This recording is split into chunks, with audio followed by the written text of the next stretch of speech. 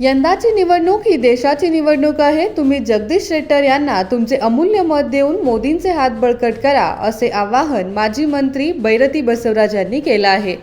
लोकसभा निवडणुकीचा एक भाग म्हणून बेळगाव उत्तर मतदारसंघातील समतनगर येथे प्रचार सभेचे आयोजन करण्यात आले होते।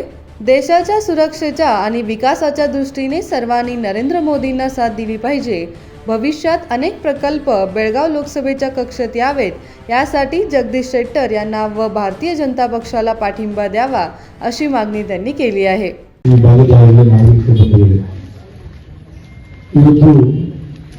ಈ ದೇಶದ ಚುನಾವಣೆಗೆ ತಮ್ಮೆಲ್ಲರ ಅಮೂಲ್ಯವಾದ ಮತವನ್ನ ಸನ್ಮಾನ್ಯ ಜಗದೀಶ್ ಶೆಟ್ಟರ್ಗೆ ಕೊಡುವ ಮುಖೇನ ಪ್ರಧಾನಮಂತ್ರಿ ನರೇಂದ್ರ ಮೋದಿ ಅವರ ಕೈಯನ್ನ ಬಲಪಡಿಸಬೇಕಂತೇಳಿ ಬೆಂಗಳೂರಿನಿಂದ ನಾನು ಕೂಡ ಈ ಸಂದರ್ಭದಲ್ಲಿ ಈ ಭಾಗಕ್ಕೆ ಬಂದು ತಮ್ಮನ್ನ ಮತಯಾಚನೆ ಮಾಡುವಂತಹ ಅವಕಾಶವನ್ನ ನಮ್ಮ ಬೆಂಕಿಯವರು ಮಾಡಿದ್ದಾರೆ। ನಾನು ಮೊದಲಿಗೆ ಅವರಿಗೂ ಕೂಡ ಧನ್ಯವಾದ ಹೇಳಲಿಕ್ಕೆ ಬಯಸ್ತೇನೆ। ತಾವೆಲ್ಲರೂ ಕೂಡ ಸಾಕಷ್ಟು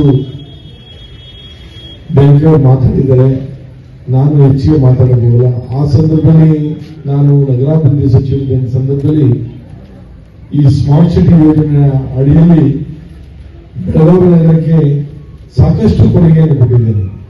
ಎಲ್ಲ ರಸ್ತೆಗಳನ್ನ ಉನ್ನತೀಕರಣ ಮಾಡತಕ್ಕಂಥದ್ದು, ವಿದ್ಯುತ್ ದೀಪಗಳನ್ನು ಅಳವಡಿಸಿದಂಥದ್ದು, ಕುಡಿಯುವ ನೀರಿನ ಯೋಜನೆ ಮತ್ತು ಹಲವಾರು ಟ್ರಾಫಿಕ್ ಸಮಸ್ಯೆಗೆ ಮತ್ತು ಹಲವಾರು ಕಾರ್ಯಕ್ರಮಗಳನ್ನ ನಾನು ಇದ್ದಂಥ ಸಂದರ್ಭದಲ್ಲಿ, ಮತ್ತೆ ಬಸ್ ನಿಲ್ದಾಣ, ವಿಶೇಷವಾಗಿ ಒಂದು ಬಸ್ ನಿಲ್ದಾಣವನ್ನು ಕೂಡ ಆ ಸಂದರ್ಭದಲ್ಲಿ ಮಾಡಿರ್ತಕ್ಕಂಥದ್ದು।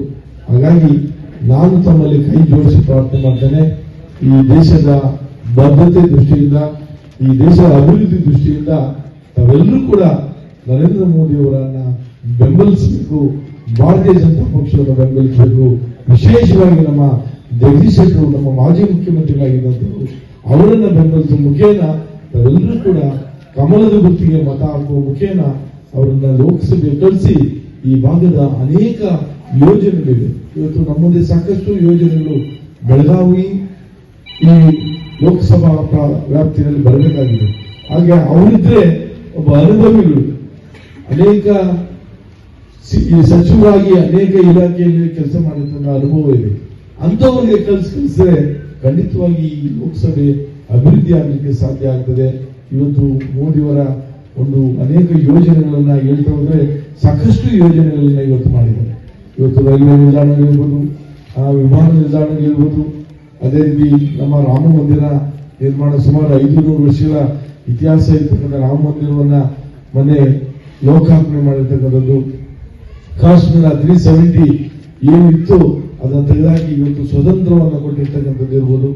ಹೀಗೆ ಹಲವಾರು ಯೋಜನೆಗಳನ್ನು ಕೊಟ್ಟು ಇವತ್ತು ನಮ್ಮ ದೇಶಕ್ಕೆ ಒಂದು ಸ್ಫೂರ್ತಿ ಅಂತ ಇರುವಂತಹ ಕೆಲಸವನ್ನು ಸನ್ಮಾನ್ಯ ಪ್ರಧಾನಮಂತ್ರಿ ಮಾಡಿದ್ದಾರೆ।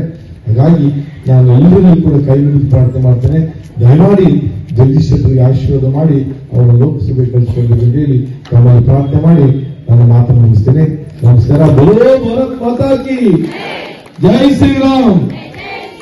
या संदर्भात भाजपचे उमेदवार जगदीश शेट्टर, भाजपचे प्रदेश उपाध्यक्ष अनिल बेनके, मुरुगेंद्र गौडा पाटील व कार्यकर्ते उपस्थित होते। Mahadev Pawar, Kannadamma news network, Belagavi.